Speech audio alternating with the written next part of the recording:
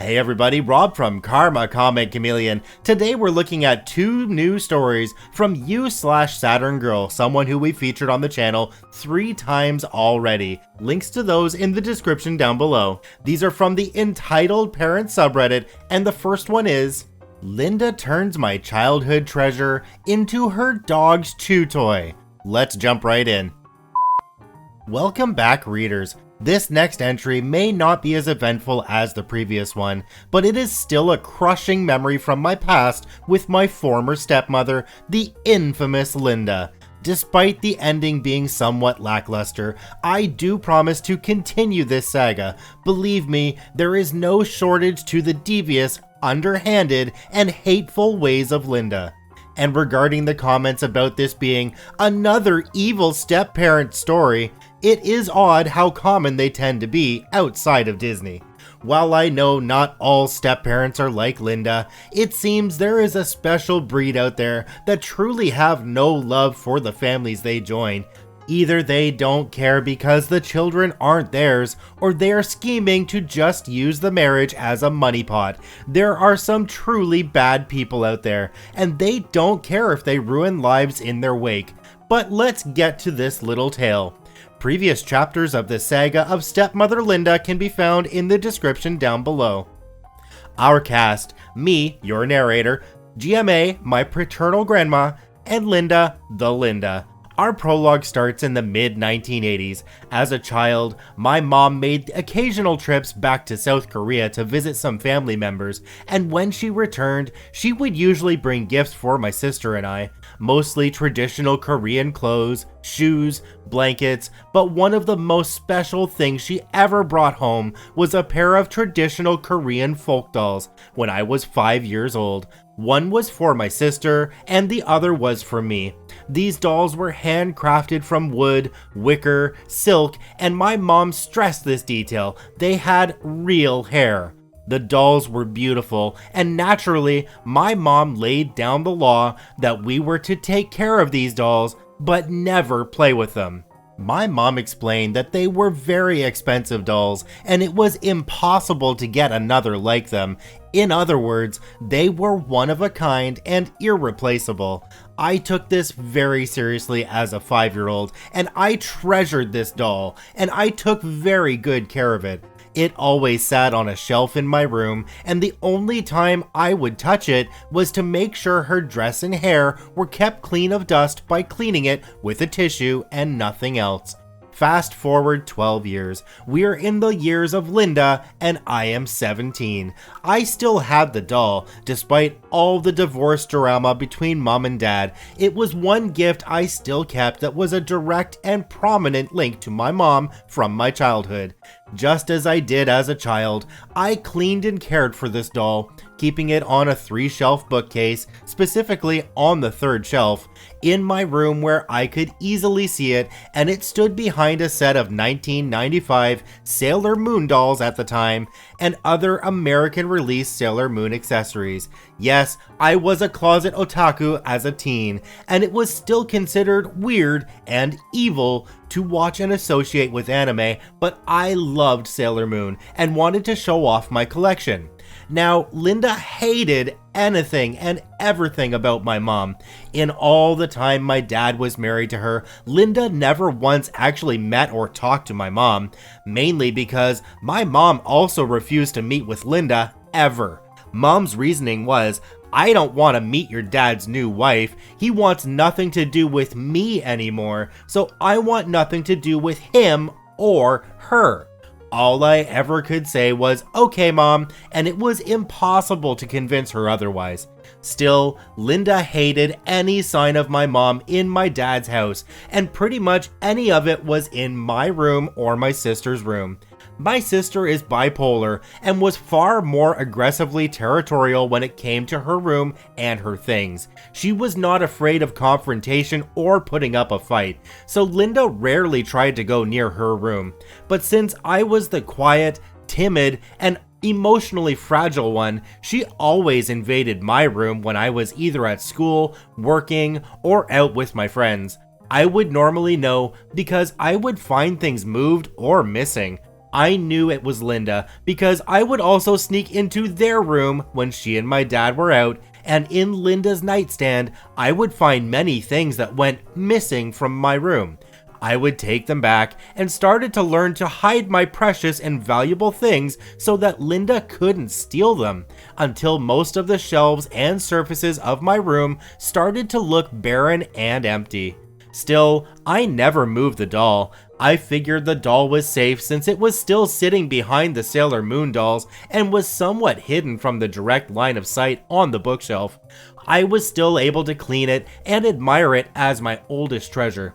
Now, to be able to access this doll, I had to move my Sailor Moon dolls aside. There was no other way to get to this doll without either knocking them over or shoving them aside. There had to be physical movement done to these figures in the front of the bookshelf to reach this doll. Our setting: it was the weekend during the summer after I had lost Max. I had gone out early that day to hang out with the few friends I had. We roamed the mall in the nearest town, checking our favorite shops, eating food court pizza, playing games in the arcade, just being a bunch of mall rats. I came home in the late afternoon because my dad always expected that I be home before dinner. When I walked in the front door, I was immediately greeted by my grandmother, who was somewhat in a frazzle. "OP, welcome home. Please don't be mad." "Mad? Grandma, what's wrong?" "Well, they are still just dogs. They don't know any better, but Linus and Rufus..." She couldn't bring herself to say it and just handed me a shoebox. I was worried at what was in it, but I had no idea. When I lifted the lid of the box, I was horrified to see the remains of my doll.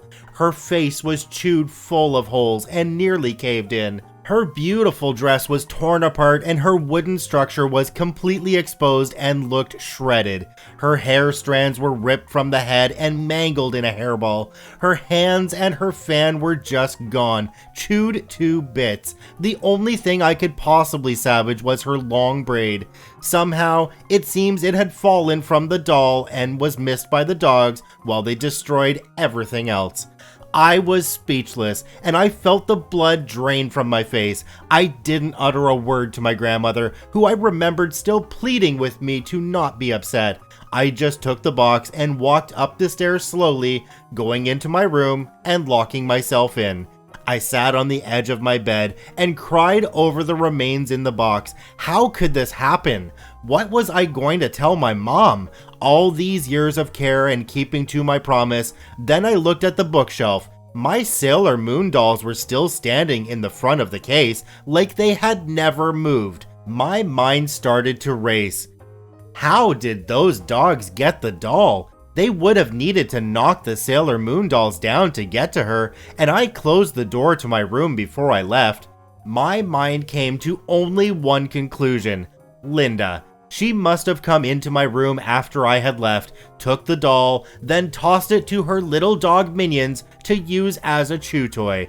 And I don't know if she was just stupid and thought I wouldn't even notice, or she wanted to ensure I knew it was her. She made sure to put my Sailor Moon dolls right back up on the front of the bookshelf.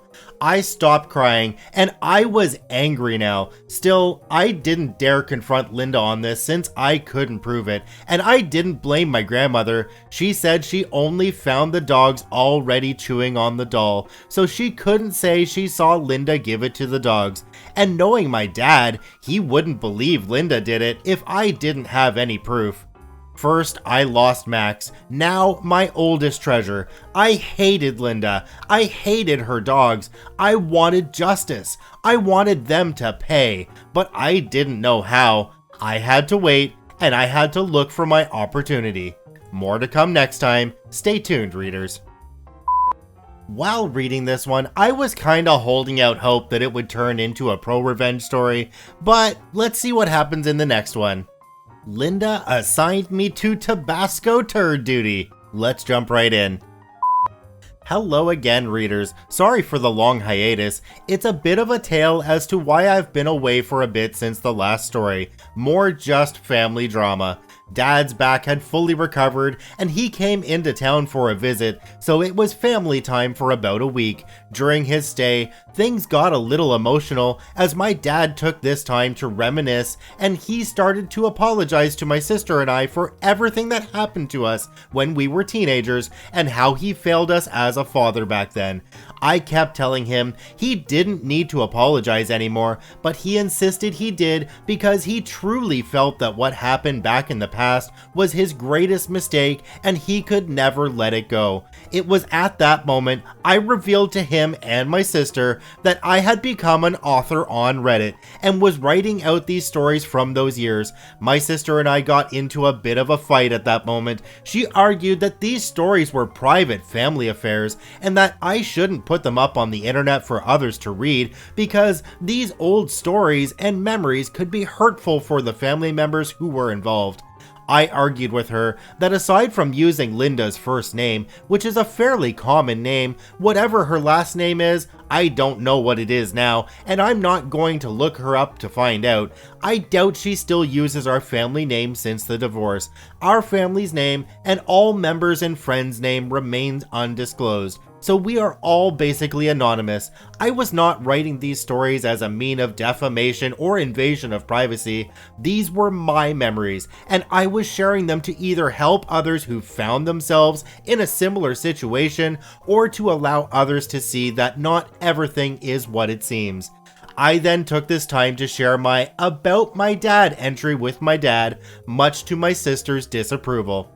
Dad took his time to read my entry, and as he worked his way through it, he said he was impressed with what I wrote. He then started to share more about his side of things from his childhood to help clear up some things and some inaccuracies from my entry, and I will need to go back and fill that in later. I was surprised because he never really talked about his childhood much, and he was really opening up with this. When he finished reading my entry, he thanked me and hugged me. He said he found my writing to be very respectful and insightful. He never really knew how we were feeling during those times. And after reading about how he was still my hero and that I had forgiven him 1,000 times over, he said he was now able to let go of that guilt. Afterwards, we all had a good time and Dad really enjoyed his visit. My sister remained angry at me for some time, so until things settled down between us, I was avoiding adding more entries to Reddit. Yeah, most of the women in our family tend to hold long-term grudges over a lot of stupid, overly dramatic things, and it's what I've grown to refer to the mule syndrome, because we are so stubborn. But she finally let it go and admitted that it was really brave of me to put myself out there and write these stories. So sorry for the long intro. Believe me, I don't usually like to just vanish and leave things unfinished. If I'm away for a bit, it generally would be due to something in real life that requires my absence from the internet. Family comes first, and I don't live on the internet, so please be patient and enjoy the stories as they come. Previous chapters of the saga of Stepmother Linda can be found down in the description below. So this will be a story with some added petty revenge. Again, this all happened back in the late 1990s when I was a timid teenager and I really had no idea what to do to defend myself against the likes of Linda. Our cast for this story: Linda the Linda, me the bard of this tale, GMA my paternal grandma. Not long after the sacrifice of my childhood treasure, Linda soon discovered that her dog, Linus, was misbehaving by tearing up her flower garden in the backyard and eating Rufus's poo. For those of you who own dogs and actually know how the mind of an alpha dog works, this was perfectly natural behavior. For those of you who don't know, an alpha dog will eat the poo of other rival or beta dogs to remove their scent and claim to his territory and leave his own poo in their place to mark territory. Essentially, Linus was proving he was alpha dog over Rufus by removing his poop and scent from the yard. I didn't give it much thought and didn't really care what her dogs were doing because I was still mad and stewing about my destroyed doll, but Linda kept complaining about how gross it was and that he needed to stop this bad behavior. Linda made some attempts to try and stop Linus from digging up her garden and eating poo, but all ended in failure. I was personally amused by her attempt to use stink bait in the flower soil to deter the dog, but it only served to make Linus not only dig, but roll around in the now super smelly soil. In the end, the only way to save her flowers was to put a little chicken fence around it to keep the dog out. But then there was still the issue with the poo eating. Linda never picked up her dog's poop. That was designated as my job since it was my responsibility with Max, so this automatically was applied to me for Linda's dogs. After Max was taken from me, I didn't care anymore and would shirk the duty as much as possible by not coming home right after school, taking my time to do my homework, and trying to be out of the house as much as possible on the weekends. I was able to avoid this chore for a good bit until my allowance was threatened. So I would scoop the poo begrudgingly once a week, and Linda was now raising hell about how stupid her dog was to eat poo. She eventually came up with a brilliant idea to pour Tabasco sauce on Rufus's poo to prevent Linus from eating it, because dogs are supposed to avoid spicy smells in foods. Since I was her personal pupper pooper scooper, she made it my responsibility to basically follow Rufus around the yard whenever she let him out and pour the Tabasco sauce on his freshly squatted droppings. Yes, this was seriously Linda's enforced required responsibility on me. If I wasn't home to do this when she let the dogs out, she would send me out into the yard once I got home with a bottle of Tabasco sauce to pour it on all the new poos in the yard, and said it was my fault if Linus ate any poo that day. She would also force my dad to ground me if I didn't do it, and I would lose my allowance. This meant I couldn't go out with my friends and had no money to spend, so I was basically stuck at home and at her beck and call for this chore. This went on for weeks, and I was finally pushed over the edge when I had friends over hanging out at the house, and she made me do this while my friends were there. My friends were weirded out, watching me follow a dog around the yard and waiting for it to poo so I could pour the sauce on it. It was beyond humiliating, and I wanted revenge. The next time I was sent out to do this Tabasco duty, Linda sent me out into the yard and then left for some outing she had planned. So it was just me, the dogs, and my grandma at home. But she was upstairs in her room watching QVC, and I was done with this poo saucing. I took the cap off of the bottle of Tabasco sauce, zeroed in on Linus, put the Cairn Terrier into a headlock, and force-fed the dog the Tabasco sauce. I immediately regretted what I had done after I saw the dog suddenly thrown into convulsions and was slapping the side of his head into the patio. I was scared and thought the dog was going to seriously hurt himself. I quickly called my grandma downstairs to help. Seeing Linus thrashing about like he was having a conniption fit freaked her out too. What happened? Linus ate the poo, even though I poured the Tabasco sauce on it.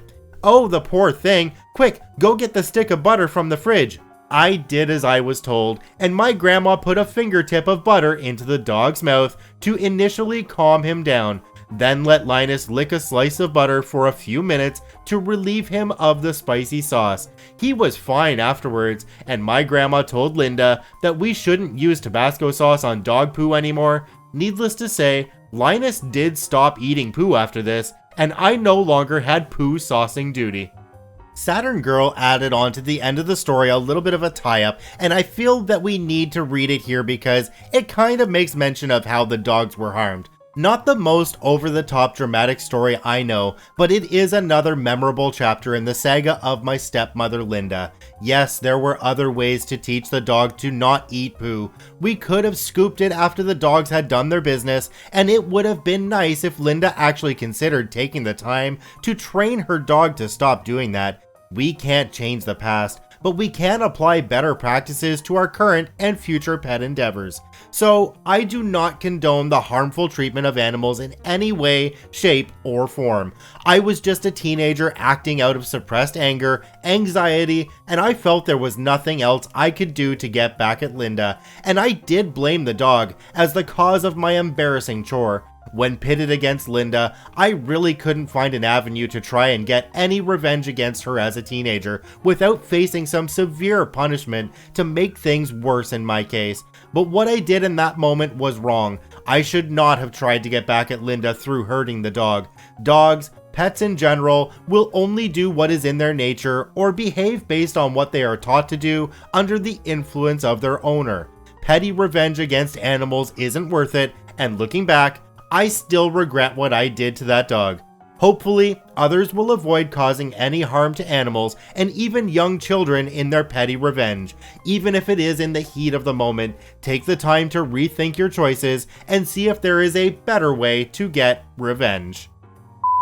I think a lot of us have made wrong decisions when we were teenagers, some of them just because we weren't very well informed of what the consequences would be.